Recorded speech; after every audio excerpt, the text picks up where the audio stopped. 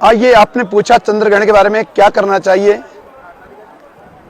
व्रत होगा कि नहीं होगा, चंद्र ग्रहण कब से कब तक होगा और कौन सी तिथि यानी तारीख होगा। आइए इस पे थोड़ा चर्चा करें। आपको बताएं, चंद्र ग्रहण 8 नवंबर 2022 को संपूर्ण भारत में दिखाई देगा। खग्रास चंद्र ग्रहण है। यद्यपि भारत में खग्रास नहीं दिखाई देगा, चंद्र ग्रहण अमेरिका, ऑस्ट्रेलिया और एशिया होता हुआ प्रशांत महासागर और तत्पश्चात भारत में प्रवेश करेगा। यद्यपि खग्रास चंद्र ग्रहण है, तथापि भारत के किसी भी क्षेत्र में खग्रास नहीं दिखेगा। उत्तर पूर्व नॉर्थ ईस्ट यानी अरुणाचल, ईटानगर इस तरफ खग्रास छूटता हुआ दिखेगा। जैसे ही आगे की ओर चंद्र बढ़ेगा, खग्रास छूटता छूटता छूटता दिखेगा। लगभग पूरे भारतवर्ष में चंद्र ग्रहण दिखेगा। ग्रस्तोदित यानी ग्रस्त हुआ चंद्रमा हमें दिखेगा। और ये भारत के पड़ोसी देश जैसे पाकिस्तान, अफगानिस्तान, उज्बेकिस्तान और रूस का उत्तरी भाग, यहाँ ग्रस्त उदित चंद्रमा और यहीं ग्रहण छूटता हुआ दिखेगा। संपूर्ण चंद्र ग्रहण होने के बाद भी भारत में कम है। यह ग्रहण दिन में 2:39 पर प्रारंभ होगा चंद्रमा पर और 6:20 सायंकाल शाम को यह ग्रहण चंद्रमा से विलग हो जाएगा, अलग हो जाएगा। जहाँ तक सूतक पातक की बात होती है, सर्वप्रथम क्योंकि भारत में चंद्रमा का उदय शाम को 5:20 पे होगा, जैसे ही चंद्रोदय होगा वैसे ही ग्रहण का प्रारंभ देखेगा। सूतक इससे 9 घंटे पूर्व होगा। 5:20 से और 6:20 तक पूरे भारतवर्ष में ये खंड ग्रास के रूप में चंद्रग्रहण दिखेगा।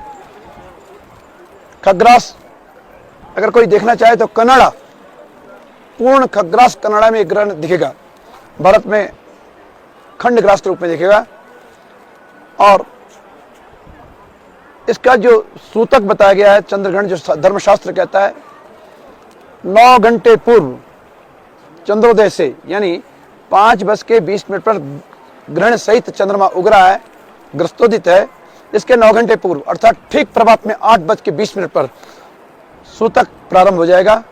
भारतवर्ष के मंदिर बंद हो जाएंगे और ग्रहण के जो पर्व का है, इस पर्व काल में यदि कोई जप करता है, तप करता है, गंगा स्नान करता है तो इससे अनंताय प्रकल्पते, अनंत फल इसका बताया गया। किंतु मंदिर नहीं खोले जाएंगे, मूर्ति का स्थान नहीं होगा, मूर्ति स्पर्श नहीं होगी। एक भारतीय परंपरा है। साथ ही गर्भवती स्त्रियां ग्रहण न देखे, कभी कभी देखा गया है कि पैदा होने वाला बच्चा ग्रहणग्रस्त होता है। इससे बचना चाहिए, भोजन से बचना चाहिए, भोजन न हो। साथ ही जैसे हमने बताया जप का तो अति महत्व है, लेकिन कुछ पदार्थ जैसे हमारे पास दूध रहता है, जैसे हमारे पास अचार है जिसे हम बाहर नहीं कर सकते, गीला पकवान है, इसमें कुश डाल लेना चाहिए। कुश में अमृतत्व है। वृद्ध रोगा तुरैर बिना, ग्रहण काल में यानी प्रभात 8:20 सूतक काल से लेकर सायंकाल तक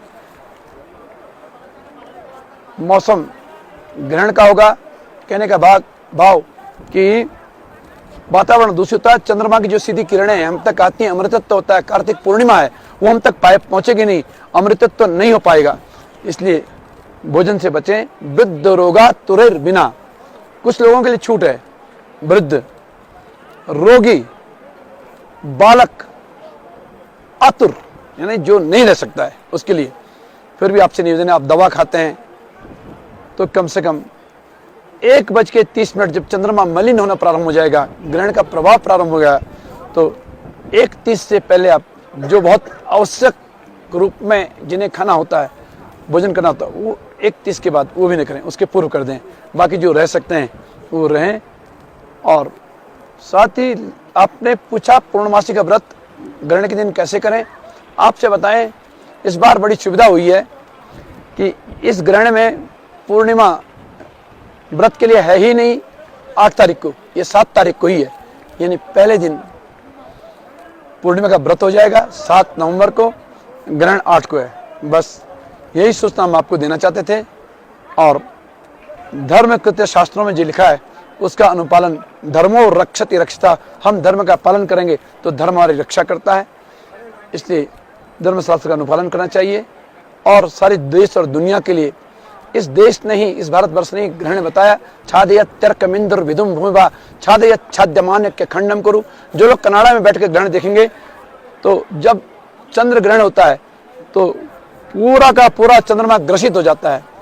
चंद्रमा का रंग जैसे गौमूत्र, गाय का गौमूत्र, इस प्रकार का चंद्रमा हो जाता है। इसलिए राहु का रत्न ही गोमेद, गाय के और मूत्र से जिसका रंग हो उसे गोमेद कहते हैं। ऐसा रत्न शास्त्र कहते हैं वो पहनना चाहिए, गोमेद पहना जाता है।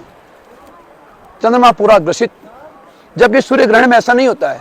सूर्य ग्रहण पूरा का पूरा ग्रहण लगने के बाद भी सूर्य, क्योंकि चंद्रबिंब सामने आता है, चंद्रबिंब कुछ छोटा, सूर्यबिंब बड़ा।